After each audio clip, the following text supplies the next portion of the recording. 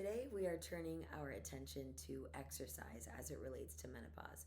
So, I want to start out by addressing a common question that I hear from my community, and that is, what do I do when my body is no longer responding to my tried and true efforts?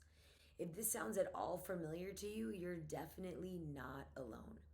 So, here's the truth: your body changes in many ways during menopause. Your hormones are different, your muscles need more time to recover, and pushing yourself to the limit might be more of a once in a while thing rather than something you can do as often as you'd like. So, if pushing yourself isn't the answer, then what the heck can you do to see results? Whether you're hoping for body composition changes, health improvements, or something else entirely.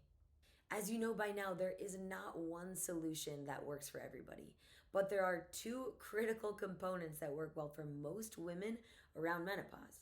Today, I'm going to share those strategies along with some suggestions on how to personalize them so you can actually continue to enjoy exercise. So, two life changing training strategies for menopause as it relates to exercise. The two powerful training strategies we're going to talk about today are strength training and general daily movement, also what I like to call exercise snacks. I'll explain the benefits of each during menopause, as I mentioned, and I'll also share how to personalize them for your own plan. So, the first training strategy: prioritize strength training.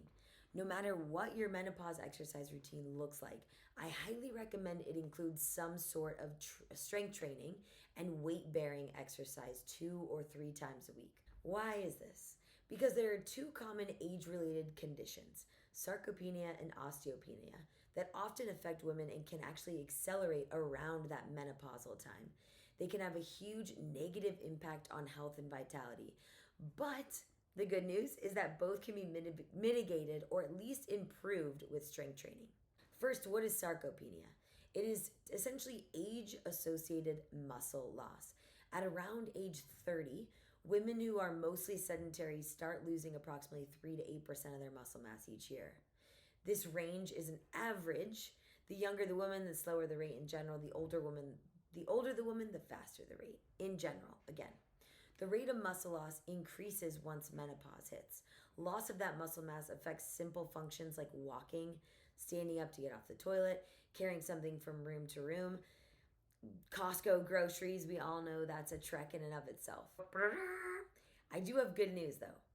Smart progressive strength training programs combined with adequate protein intake can help not only slow this age-related loss of muscle, but actually sometimes even reverse it. So, with that said, the second condition that I mentioned is called osteopenia. That is age-related bone loss. Whereas sarcopenia was age-related muscle loss, osteopenia is age-related bone loss.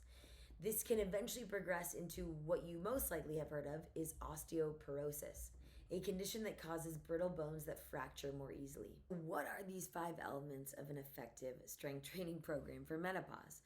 Well, I'm going to walk through 5 key elements of an effective menopause strength training program, and those are frequency, exercise selection, volume, load, and high impact exercise. Now, I love Girls Gone Strong, and these are all taken from Molly Galbraith, and either in my personal experience, training those that are experiencing menopause, whether that's personal training or nutrition focused. So while I'm not going to dive too deep into the science, I am going to share actionable takeaways. Okay, first, let's talk frequency. Frequency simply describes how many times you're training per week. For perimenopausal women to gain muscle mass, I recommend strength training 2 to 3 times per week for approximately 30-ish minutes. This will give your muscles enough stimulus to grow without essentially overdoing it. The second, exercise selection. During menopause, when your goal is to gain muscle and strength, the majority of your exercises should be compound exercises. These are sometimes referred to as multi-joint exercises, and essentially that just means they require more movement in more than one joint. So compound exercises target several muscle groups at one time, are more efficient for time, and help to groove and strengthen good movement patterns. So a good example of this is a push-up, which we've all probably heard of, considered to be a chest exercise, but it simultaneously works the shoulders, triceps, the trunk, and that entire midsection. So that's why compound exercises are great. They give you so much more bang for your buck, especially when you're not trying to spend hours in the gym. Examples of other compound exercises are squats, deadlifts, bench presses, and lat pull downs. Okay, number 3, let's talk volume, baby. So, exercise volume is the number of total reps of an exercise that you do. For example, if you do 3 sets of 10 reps of goblet squats, your volume on that exercise is 30, aka 3 times 10. Volume is the most important factor in gaining strength and muscle mass as long as the weight you're lifting for that given number of reps is challenging. Leaning into what I said earlier, for women who are strength training that 2 to 3 times per week in frequency, doing around 2 to 4 sets of 6 to 12 reps of every exercise is generally a good formula for getting enough volume to gain strength and muscle. Okay, number 4 is load. Load is the amount of weights you're lifting for a given exercise. This is super important because in order to gain strength and muscle mass, you need to be lifting a weight that's challenging enough to stimulate that growth.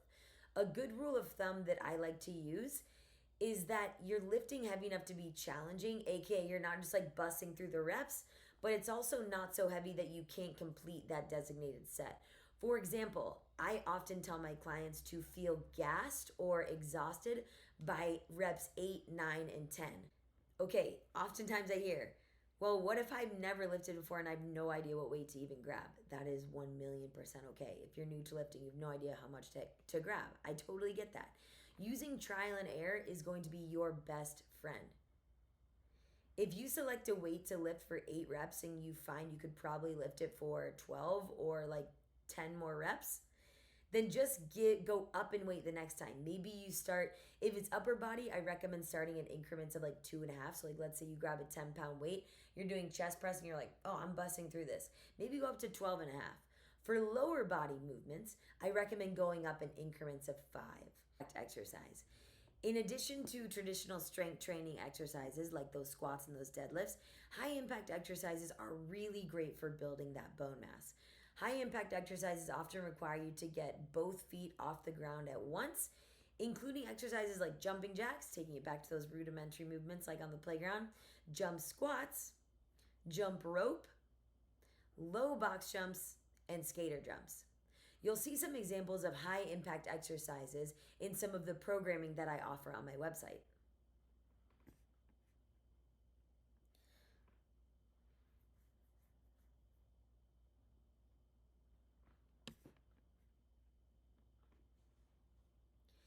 Now, if you are already experiencing sarcopenia or things of the osteopenia nature, or you have extremely bad knees or don't really want to focus on those high impact movements, you can always do low impact modifications, which please feel free to reach out to me, but those can include things like skater jumps, jumping with your toes still on the ground, and even step ups.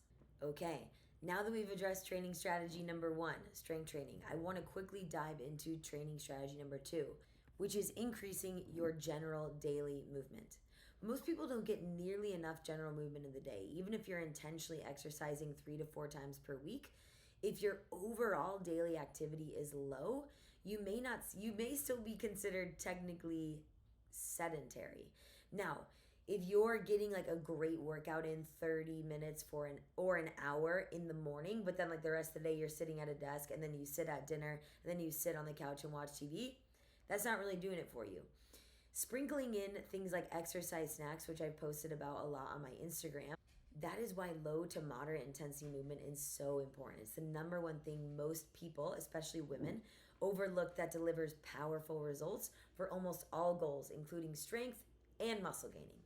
So some quick benefits to low or moderate intensity movement include improved cardiovascular health and longevity as you get older, enhanced recovery from more intense exercise, like the weight training we just talked through, reduced stress, and improved movement, and improvement on how you feel physically and emotionally. Some examples of low to moderate intensity exercise include things like taking a walk around your neighborhood, riding your bike, low intensity swimming, dancing, anything. So I often consider this zone 2 activity or even sometimes trickle into zone 3. The key when doing these low to moderate intensity physical activities is to keep your heart rate below 140 beats per minute if possible.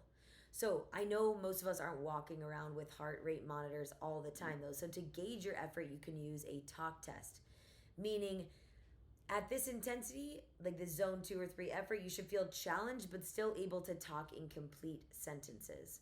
This will basically ensure that the movement is enhancing your recovery instead of putting added stress on your body. Luckily, it's pretty simple. Focus on moving your body at least 30 minutes per day. 2 to 3 times per week, prioritize that strength training that we just talked about with those compound exercises and high impact exercises if they're appropriate for your unique situation. And on the days where you're not lifting, pick another activity that you love that aligns with your personalized plan. Perhaps it's playing in the park with your grandkids. Perhaps it's going for a walk around the neighborhood with friends with a podcast. Maybe it's taking a line dance or salsa class. Maybe it's riding your bike. Maybe it's swimming. Doesn't even need to be laps. It could just be for fun, some backstroke, breaststroke with a kickboard.